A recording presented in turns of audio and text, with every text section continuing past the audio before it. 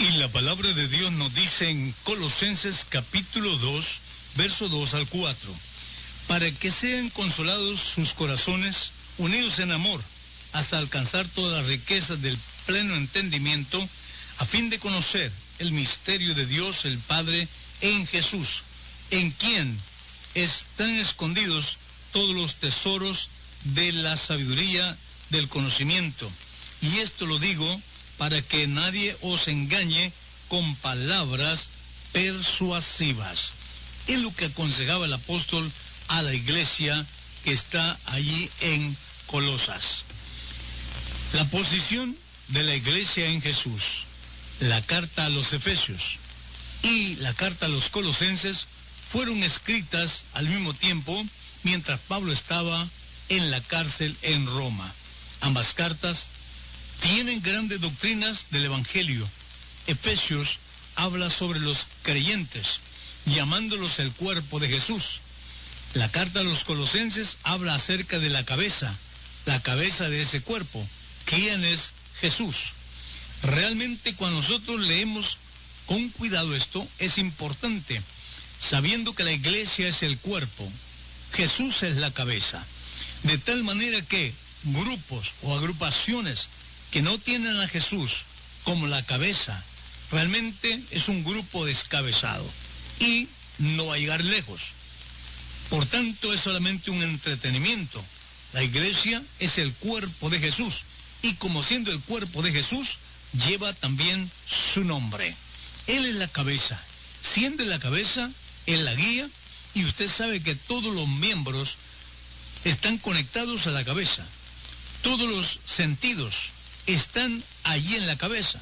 De tal manera que entonces, qué importante es cuando tenemos a Jesús como la cabeza de la iglesia. Es importante. Por tanto, en Colosas abundamos muchos los agnósticos, un grupo que desesperaba a los creyentes allí porque ellos creían que tenían grandes conocimientos o buscaban sabiduría. Su doctrina se fundaba en la famosa gnosis, que es conocimiento, sabiduría, pero es sabiduría de aquí abajo. Los gnosis tienen esa lucha y también esa fama de que ellos buscan cosas nuevas, cosas de sabiduría según ellos. Tanto es así de que se han metido hasta en ciencias ocultas para poder impresionar. Pero ya decía Santiago que es sabiduría de abajo.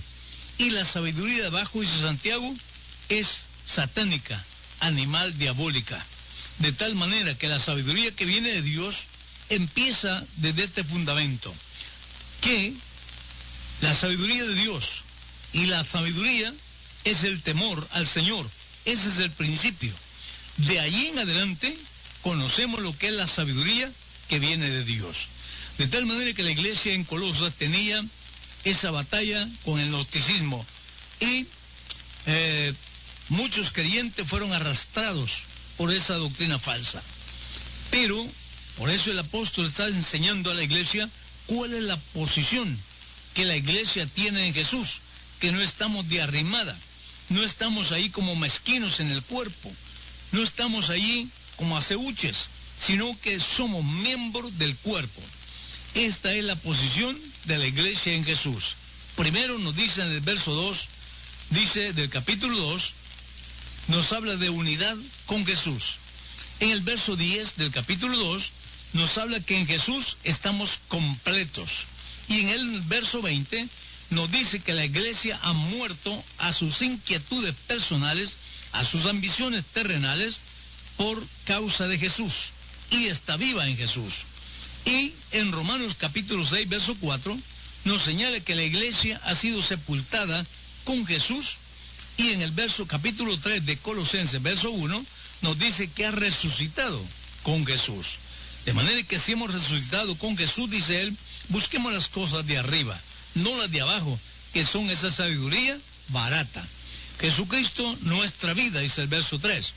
Esta epístola nos enseña que Jesús es nuestra vida y que en Él somos completos. estamos satisfechos. De tal manera que cuando decimos que en Jesús estamos completos, lo que está completo es aquello que no le falta ni le sobra. Estamos completos, medida exacta. Por eso los creyentes en Jesús buscamos las cosas de arriba, buscamos lo celestial. No andamos buscando a otro Dios a la par de Jesús. No andamos buscando a ver si hay más dioses. Tenemos ya y estamos satisfechos en el Dios que tenemos. La vida en Jesús no consiste simplemente en un credo, sino en una rama de creencias en la palabra de Dios. Nosotros tenemos claro que nuestros artículos de fe, en lo cual se basa nuestra predicación y nuestra fe, tenemos 17 puntos fundamentales doctrinales en los cuales se funda nuestra fe. No es simplemente en un versículo, no es simplemente en una línea doctrinal, sino tenemos 17 fases importantes doctrinales en los cuales la iglesia tiene su creencia, cosas que vienen desde Génesis y terminan hasta en Apocalipsis. No está basada en el sueño de alguno, la visión de alguno o las herejías de alguien, sino en lo que dice la palabra del Señor. Jesús es el todo en todos, en su deidad. Jesús es la imagen del Dios invisible, dice Colosenses 1:15. En su creación creemos que Él es el soberano del universo, creador de todo, dice 1:16.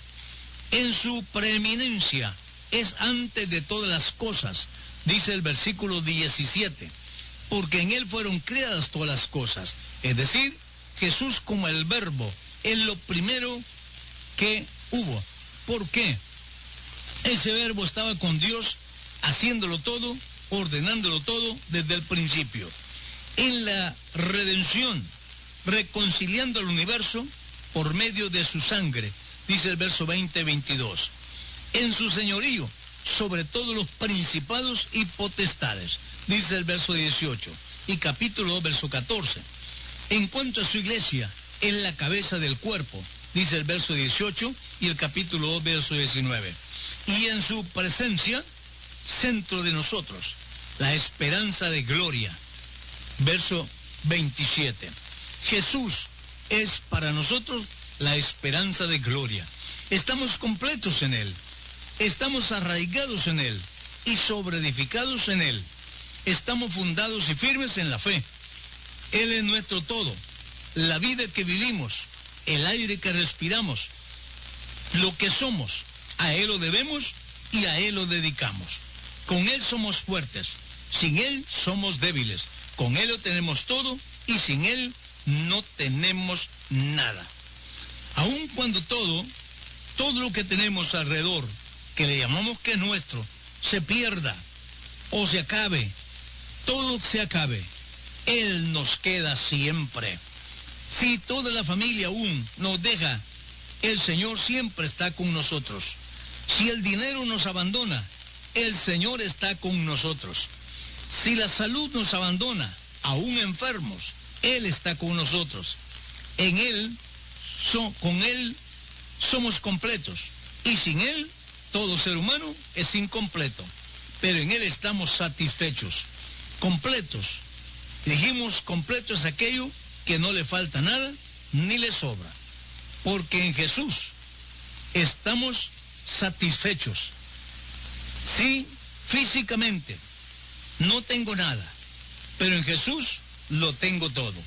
Jesús es todo para mí, todo para usted, si solamente le reconoce como su Dios y su Salvador. No hay otro Dios en quien usted pueda confiar, en quien usted puede esperar eternamente. Jesús es el verdadero Dios, creador de todo, sustentador de todo, el que da la salvación, es el que ha pagado el precio para nosotros y en Él estamos a salvo de todo. Por tanto, métase en Jesús si quiere ser salvo. Bautícese en su nombre, reciba el don del Espíritu Santo, dele gloria a Dios y reconozca que en medio de todo el nombre de Dios es Jesús.